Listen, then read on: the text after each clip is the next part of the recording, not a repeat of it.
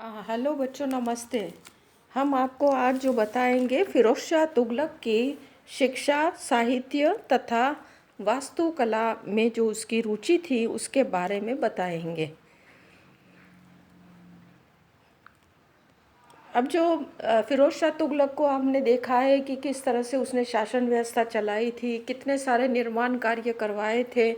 मध्यकाल का उसको अकबर कहा जाता है। इन सब के बारे में हमने पढ़ा है। लेकिन हम उसकी और भी जो अभिरुचियाँ थी उसके बारे में भी पढ़ेंगे।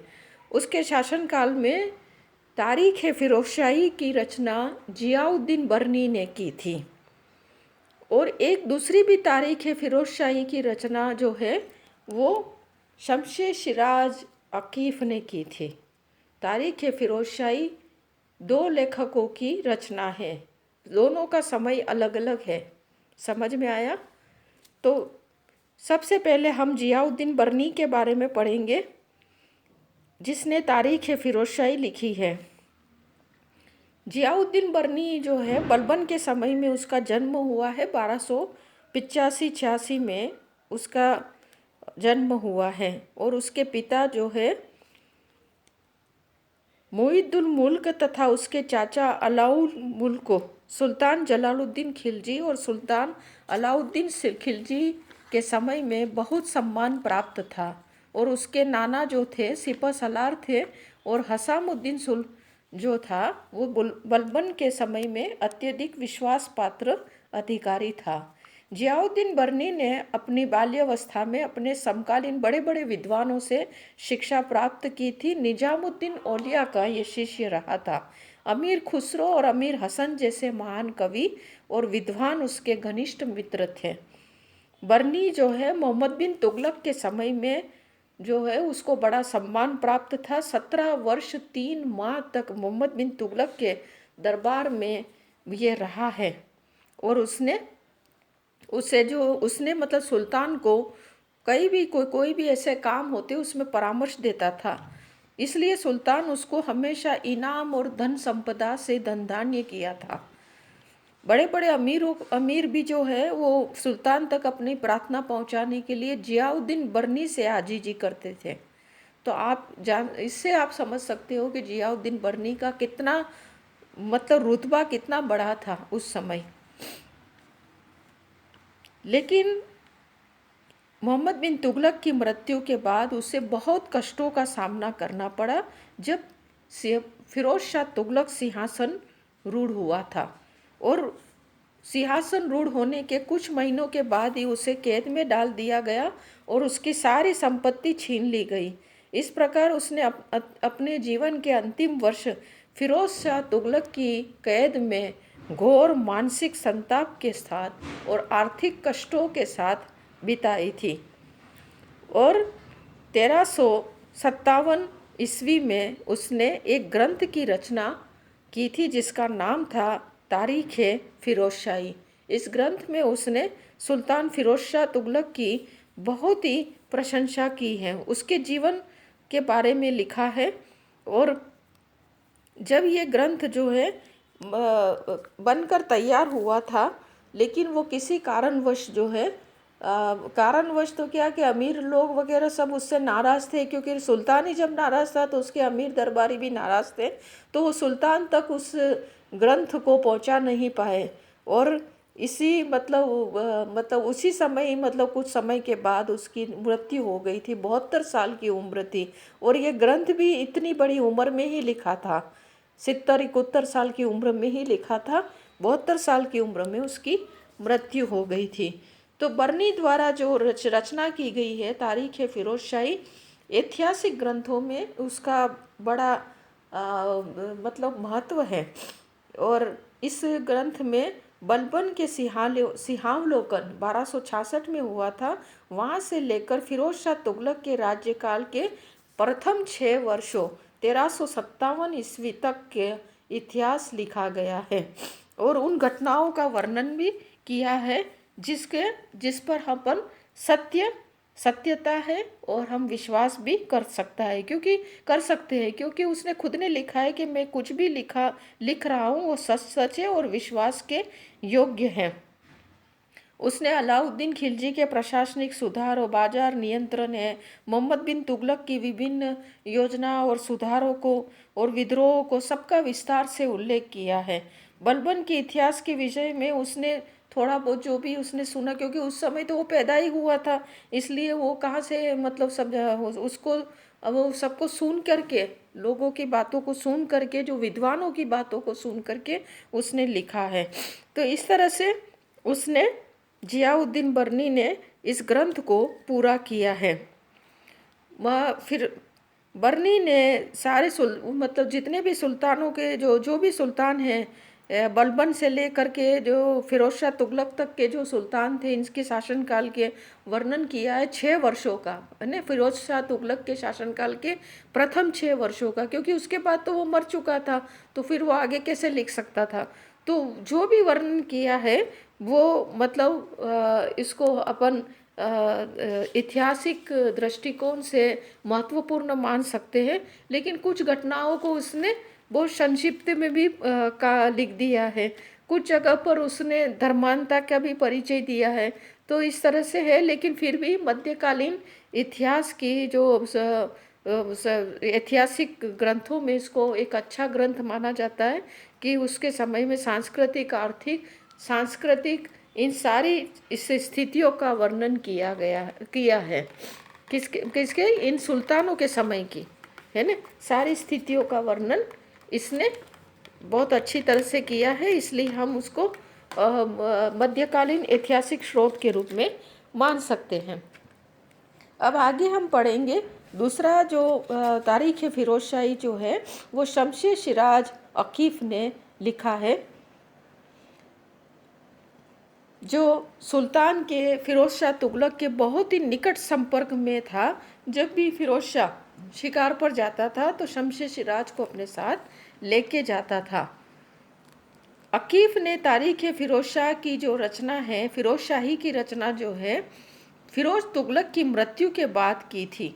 इसलिए उसने फिरोज शाह तुगलक के पूरे शासनकाल का इसने वर्णन किया है, और सभी महत्वपूर्ण घटनाओं का, फिरोज तुगलक की धर्मनिष्ठा, उदारता, है ना, उसके अलावा उसके जो सार्वजनिक निर्माण कार्य, शासन सुधारों, घटनाओं और युद्धों, सैन्य व्यवस्था, उसकी दास प्रथा, इन सब के बारे में बहुत ही अच्छा उसने अपने ग्रंथ में वर्णन किया है। लेकिन कई कई जगह पर तो उसने बहुत ही बढ़ा चढ़ा करके सुल्तान की तारीफ कर ली है।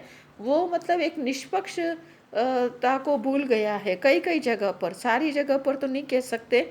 फिर भी हम समकालीन ऐतिहासिक स्रोतों में ये तारीख़ फिरोज शाही को एक महत्वपूर्ण ग्रंथ मान सकते हैं।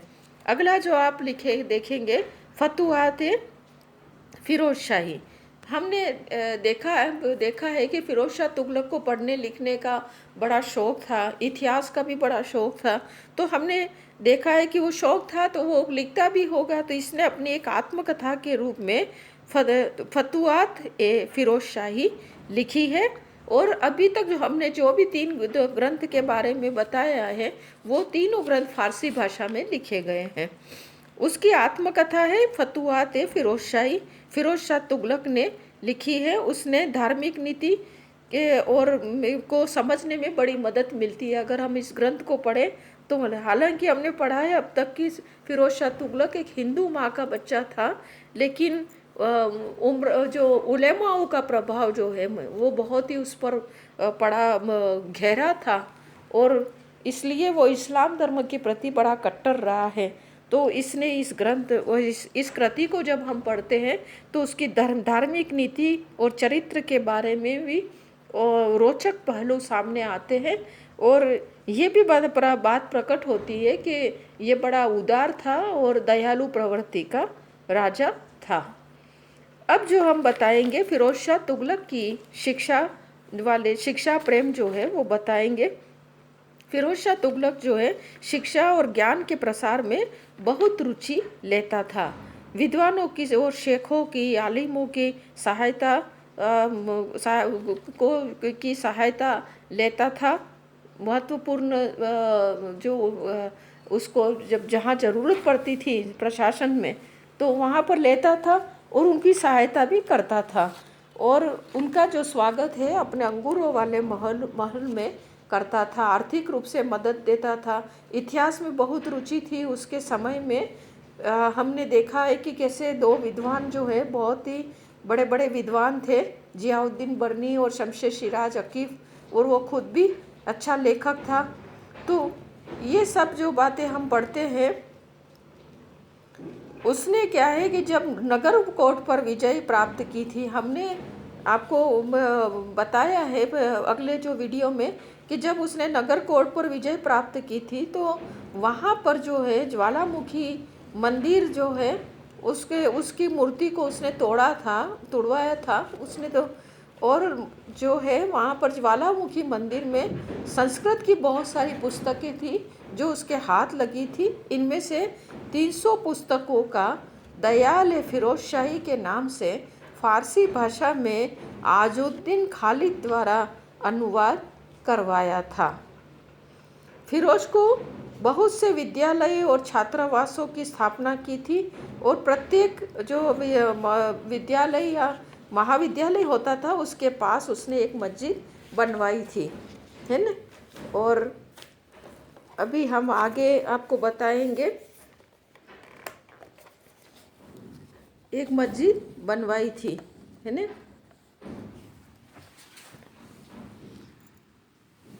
उसके समय में मौलाना जलालुद्दीन रूमी एक प्रसिद्ध शिक्षक रहे थे। अच्छे प्रोफेसर होंगे उस ज़माने में, है ना। और अब जो हम पढ़ेंगे एक जो मतलब उसका उदाहरण के लिए जो एक हम बहुत अच्छा मदरसा बताएंगे, आगे हम आपको बताएंगे जो फिरोज ने बनवाया था दिल्ली में। हम अब इसका कला प्रेम पढ़ते हैं, उसमें ये इसके बारे में भी आ जाएगा। ठीक है बच्चों। हाँ, फिरोज शाह अपने समय का एक बड़ा निर्माता था और उसने चार बड़ी बड़ी नहरों, जिसके बारे में हमने उसके आपके इस वीडियो में जो मतलब अगला जो पहले जो वीडियो गया है सार्वजनिक निर्माण कार्य और जन कल्याणकारी कार्य, उसमें बताया है कि चार बड़ी बड़ी नहरें कौन कौन सी थी। अब मैं बार बार रिपीट नहीं करूँगी। चार बड़ी बड़ी नहरों के अलावा 160 कुएँ खुदवाए थे, दोआब में 52 बस्तियाँ बसाई थी, 50 बांध बनवाए थे, नहरों के आसपास किसानों को बसाया था ताकि वो अच्छी खेती कर सके। इसके अलावा उसने 40 मस्जिदें, 30 स्कूल, 20 महलों, 100 सरायों, कई जगह 120 सराय भी आया है, 100 अस्पतालों, 100 सार्वजनिक भवनों, स्नानागारों, 15 पुलों और 50 सार्वजनिक भवनों का निर्माण करवाया था। इसके अलावा उसने रोजगार कार्यालय और विवाह कार्यालय भी खुलवाए थे। उसने महान शेखों और सुल्तानों, जिनमें से निजामुद्दीन औलिया की दरगाह, सुल्तान इल्तुतमिश, सुल्तान जलालुद्दीन खिलजी, सुल्तान अलाउद्दीन खिलजी के मकबरों का उसने मकबरों अलाई या हौज खास, जिसको अलाउद्दीन खिलजी ने बनाया था, शमशी, तालाब इत्यादि की मरम्मत करवाई थी। अशोक की 2 लाटें जो है, जिनमें से एक लाट हरियाणा के अंबाला के टोपरा गांव से उठा करके दिल्ली के फिरोज शाह कोटला में स्थापित कराया था। मैं पहले वीडियो में उसको मैंने मेहरौली बोला है, जो मेरे से बहुत गलती हुई है।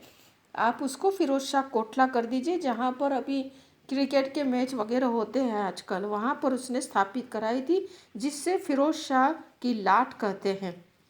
दूसरी लाट जो है मेरठ से उठाकर दिल्ली के कश्मीरी गेट के उत्तरी पश्चिमी पहाड़ियों में स्थापित कराई थी। इस स्तंभ के कुछ भाग जो है ब्रिटिश संग्रहालय में मौजूद है, जिसे जेम्स प्रिंसेप ने पढ़ा था। इसके अलावा जो है पढ़ा था, क्योंकि ये जो लाट है तो ये दोनों जो है ना लाट, ये अशोक की थी, है ना, इसलिए उसमें अशोक के लेख भी है, अशोक के लेख है, लेख भी है नहीं, लेख है। इसके अलावा स्कंदगुप्त और स्कंदगुप्त का विष्णु स्तंभ या विष्णु ध्वज, जो पंजाब की व्यास नदी के पास विष्णुपद पर्वत पर स्थापित था, उसे उठा करके दिल्ली के मेहरौली में स्थापित कराया था, जिसमें चंद्रगुप्त विक्रमादित्य की उपलब्धियों का उल्लेख किया गया है। तो हमने जिस तरह से उसको इतिहास में रुचि थी, तो इस तरह की ये जो लेख है उसको उठा करके ये लाया था। अब जो है दिल्ली में हौज खास जो है उसके पास उसने दो मंजिला मदरसा बनाया था। हौज खास जो है अलाउद्दीन खिलजी ने बनाया था, है ना। और उसको बाद में उसका विस्तार और मरम्मत जो करवाई थी, वो मरम्मत करके उसका जो विस्तार कराया था वो फिरोज शाह तुगलक ने कराया था। इसे अलाइबी हौज भी कहते हैं। और वहाँ पर एक मदरसा बनाया था जिसको फिरोजी मतलब दो मंजिला मदरसा है, और उसके पास में एक मस्जिद है जिसको फिरोजी मस्जिद कहते हैं। उसने दिल्ली में फिरोज शाह कोटला नाम के किले का निर्माण करवाकर वहाँ पर एक तो है अशोक की लाट वाला जो स्थान है वो जामी मस्जिद, तिकोनी इमारत और भी कई बहुत सी इमारतें इसने बनवाई थी। और कई सुंदर भवन भी वहाँ पर बने हुए हैं फिरोज शाह कोटला में। इसके अलावा दिल्ली से 20 किलोमीटर दूर इसने एक मालचा महल नाम की शिकारगाह बनाई थी, जिसके बारे में आजकल अपने जो है ये गूगल पर बहुत कुछ आ रहा है ना। वीडियो आ रहे हैं कि वहाँ पर अवध के नवाब वाजिद अली शाह की जो अगली जो पीढ़ियाँ है ना, इसकी जो वर्तमान पीढ़ी के अभी जो लोग थे वो कुछ साल पहले रहते थे 2017 तक। इसके बारे में बहुत आ रहा है आजकल। तो वो मालचा महल नाम का शिकारगाह बनाया था, क्योंकि वो स्थान जो है वो बड़ा वो था, मतलब घने जंगलों वाला था।